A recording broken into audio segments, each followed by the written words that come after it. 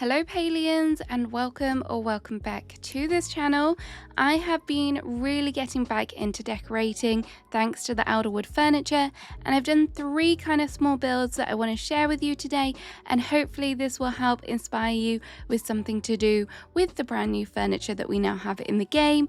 We've got a pantry, we've got a bedroom, and also a cute little pond design. So I really hope you enjoy this. If you do, don't forget to like and also subscribe.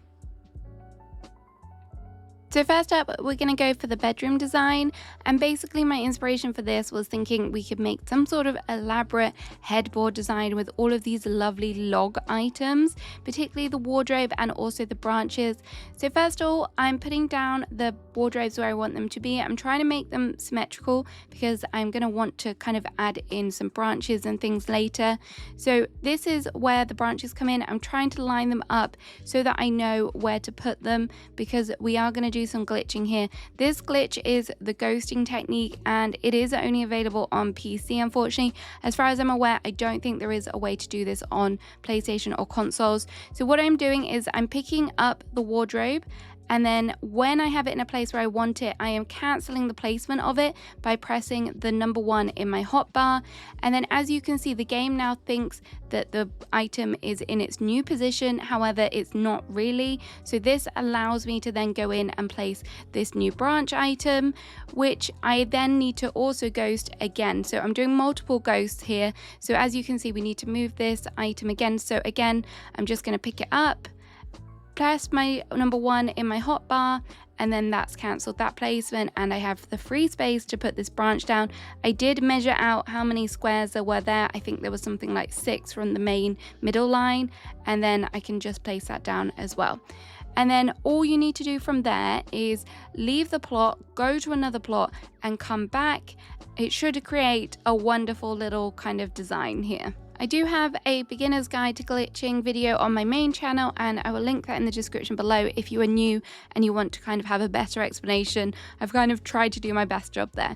So the next thing I did was go in with these mossy rugs, and I decided 1 wasn't going to be enough, and again I had to use that ghosting technique here to make sure that they could get 2 and close together, because no one wants that funny little gap. So here is me just moving that out the way, and then I can move it in again, and then ta-da. For the bed, I decided to go for the bellflower bed in purple or berry color, and then these are the moonstruck bedside tables, which I actually prefer rotated around just for this. I feel like the nice pop of pink really adds something. I tried to add some curtains behind the bed. I thought, oh, this might be nice, but actually in the end I decided against that, and instead I wanted to add these lights, which actually were a little bit finicky to turn on. So if you are going to do this design, turn on the lights first, as that will save you a little bit of time before you place down the bed. And then as you can see, we have a really nice glowy section behind the headboard there. And then to make this feel like more naturey, more like woodsy, we are adding in some of these lovely branches. There isn't really any kind of good way to place these because I just wanted them to look kind of natural. So I've gone a little bit kind of like higgledy-piggledy, and then these lovely shelves also complement the whole area. So I've added these in, and these mush lights again as well. These ones do light up, so don't forget to turn them on, but I'm adding in another shelf over here. I kind of wanted to maybe rotate it. I really wish we could flip items in this game because that would have looked really good, but at least now we can make this fully functional. The shelves in the game are sometimes a bit peculiar. You really have to get above the shelf to be able to put items on it. I've added in some of the umbran, and I think that's an elderwood light as well, just to give it some more glow as well. And then up here we've got the little flower. I love this item, not just because it's a flower, but it looks really nice just placed down instead of like actual flowers. Things weren't looking quite right. They looked to have a bit of a gap, so I decided to move things along, but this is how it was working so far. And then I had this orchid in my inventory and decided to place that down. And then the froggy needed pride of place right at the top. So you're going to have some nightmares potentially of frogs staring at you, but it's still cute.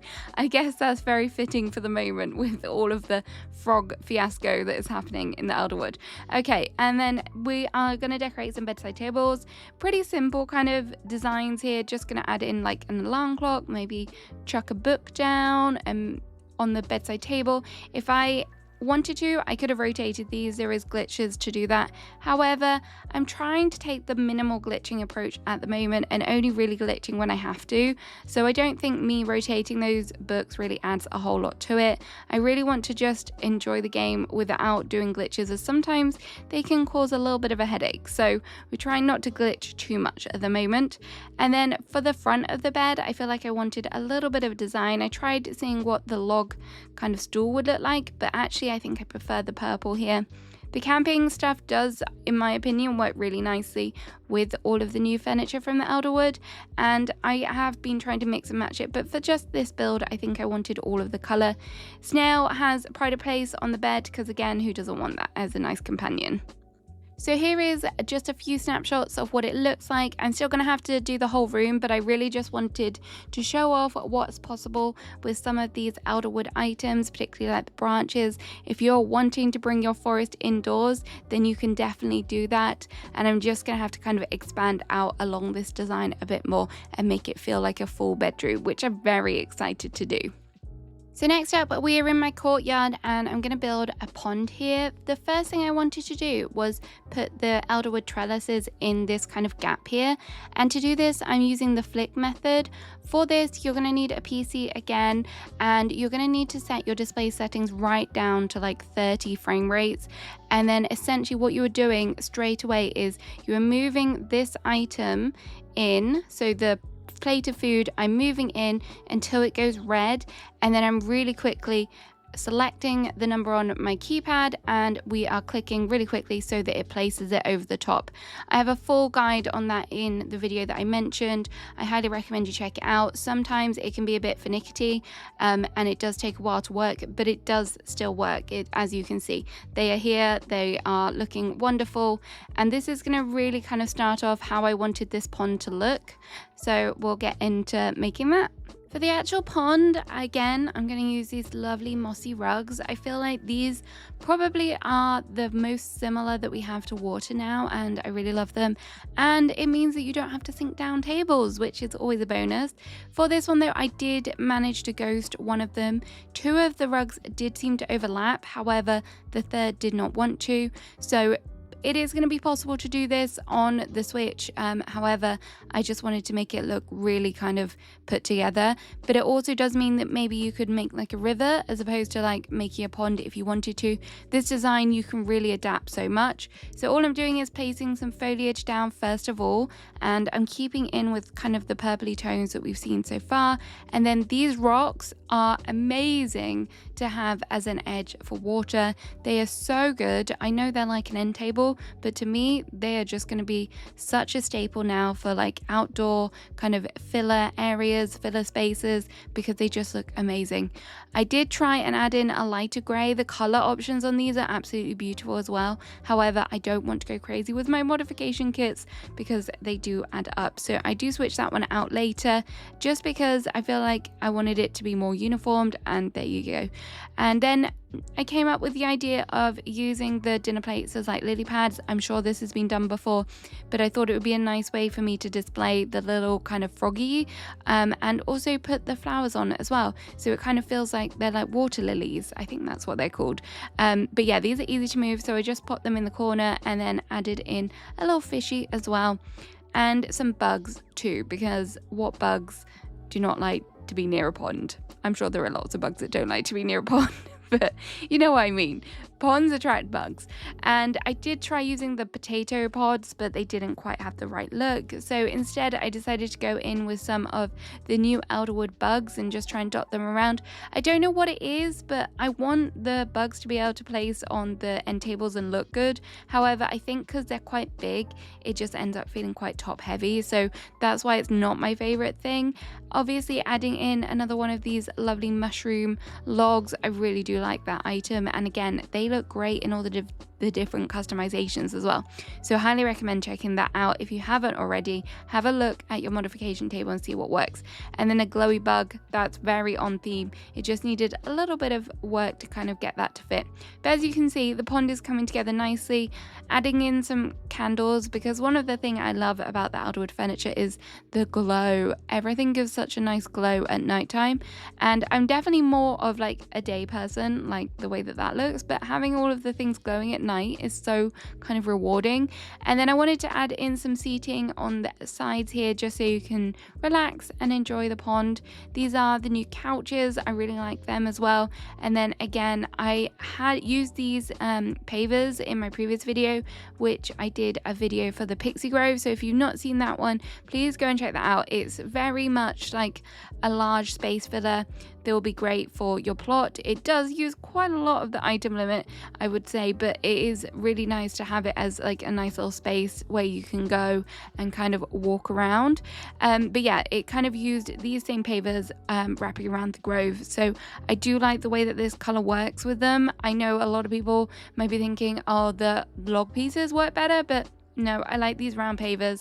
And don't forget to kind of mix up the sizes as well, because no one wants too much uniformity when it comes to witchy natural builds. So that was almost done. Just had a little bit of a finicky moment there.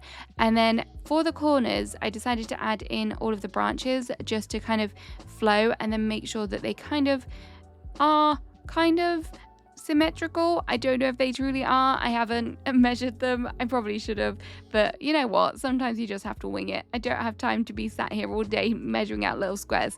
And then these big lamps, I wanted to add them in as well because I haven't had chance to really use them yet, and I thought that this would add another nice glow as well. The baby trees from the ancient wood, or the ancient wood baby trees, I've added them in as well. I didn't want anything too big with the trees, just to kind of fill up the area, so I thought that the little trees might just add a nice pop of purple. And then we're just pretty much repeating what I did already, adding in some candles, lots of flowers, and mixing in some of the new Elderwood items, and of course there is some plushies as well. But yeah, there is a good mixture of purple flowers here. I think that is definitely the right color palette. I'm almost running out, so I really need to work on adding some more. But yeah, I did think that this kind of would add some nice corners. My idea for the whole area is probably making like a nice walkway, somehow adding in some more of those lovely items that we have from the Elderwood. Maybe some wall items or something would look cute, just so it feels more put together. Probably I will add some purple to the walls at some point, but this main build was just to show off the pond really. And then I did kind of finish off, just once I'd done all my like final touches, just going around and turning on all the lights, because you never want to forget that. You want that glow. And then here is my slow walk around. It's kind of dusk time now, so you do get a bit of that glow. Can you see how gorgeous that purple is? I really love the items. I'm absolutely obsessed with them. And I think the pond turned out pretty nice as well. So let me know your thoughts on this one as well. Let's get on to the final one. So my third build is going to be a witchy take on like a pantry. So this is going to be very small. Excuse me if some of the kind of camera movements get a little bit janky here, just because of how tight it is. But the first thing I started off doing was adding in some counters, or kind of like stone blocks. So this one, to get them really nice and close together, and also to intersect the wall a little bit so we get as much room as possible, I'm using the Alt Select method. So to do this, you want to put down a cup or an item, and then simply once the cup is on there, hit Alt or whatever the corresponding thing is. I believe there is a button on the Switch. I can't remember off the top of my head, but it is featured in my glitching video, so watch that. This one will work for Switch, don't worry.